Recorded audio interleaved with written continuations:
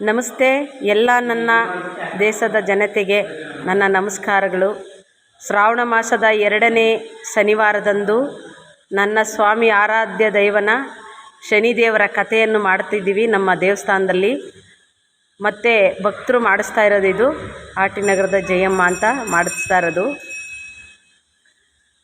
ಈ ಸ್ವಾಮಿನ ಆಶೀರ್ವಾದ ಇಡೀ ನಮ್ಮ ದೇಶಕ್ಕೆ ಇರಲಿ. ಎಲ್ಲೆಲ್ಲೂ ಭೂಕುಸಿತ ಜಲಪ್ರಳಯ ಆಗ್ತಾಯಿದೆ, ಅದನ್ನೆಲ್ಲ ತಡೆದು ಪರಮಾತ್ಮ ಲೋಕ ಜನತೆನ ರಕ್ಷಣೆ ಮಾಡಲಿ ಅಂತ ನಾನು ನನ್ನ ಸ್ವಾಮಿಯಲ್ಲಿ ಪ್ರಾರ್ಥನೆ ಮಾಡ್ಕೋತೀನಿ.